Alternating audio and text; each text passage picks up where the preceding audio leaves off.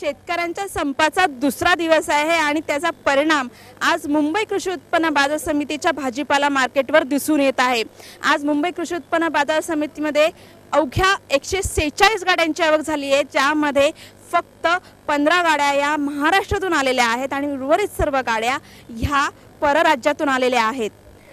या आपण बघू शकता की परिस्थिती काय आहे।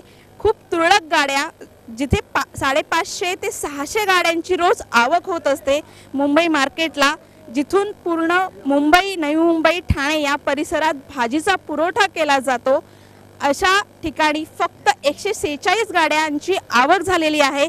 खूप मोठा परिणाम आज मार्केटवर दिसून येत आहे। सर, काय म्हणाल, किती गाड्यांची आवक झाली आणि कसे भाव आहेत, काय म्हणाल? जवळजवळ 146 गाड्यांची या ठिकाणी आज आवक झालेली आहे। जिथे 600 650 गाड्या येत होत्या, आज तिथे 146 गाड्या, म्हणजे रुपयातली चाराने आवक आहे। आणि त्यातून महाराष्ट्रातले फक्त अवघ्या 10 ते 15 गाड्या आहेत।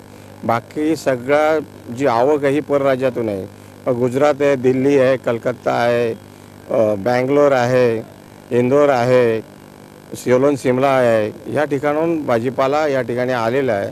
आणि आवक कमी असल्यामुळं भाज्यांचे दर हे दुपटीने वाढलेले आहेत। आणि अशीच जर परिस्थिती राहिली तर महागाईचा भडका उडायला वेळ लागणार नाही। सर्वसामान्य जनतेला ही महाग भाजी खावी लागेल। परराज्यातून जी भाजी येते ते जास्त पुरवठा मागणी केलेली आहे का? परराज्यातून तुम्ही भाजी असते?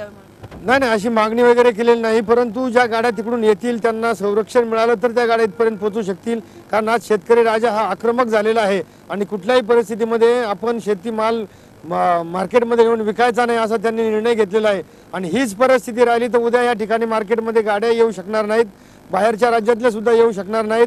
जर अजून आक्रमकपणे आपण या संपामध्ये शेतकरी उतरले तर अजून अशी परिस्थिती होईल की जीवनावश्यक वस्तू सोन्याच्या भावात विकत घ्याव्या लागतील। शेतकऱ्यांचा जो संप आहे तो तीव्र झालेला आहे आणि आज मुंबई कृषी उत्पन्न बाजार समिती अवघ्या 146 गाड्यांची आवक झालेली आहे, ज्याच्यामुळे मुंबईला भाजीचा पुरवठा हा पूर्णपणे होणार नाहीये आणि भाज्यांचे भाव आत्ताच दुप्पट झालेले आहेत। उद्याची परिस्थिती जर अशीच राहिली तर मग भाज्यांचे भाव हे सोन्याचे भाव होतील यात शंका नाहीये। Swati Naik, Zee media, Navi Mumbai. Zee 24 तास रहा एक पाऊल पुढे।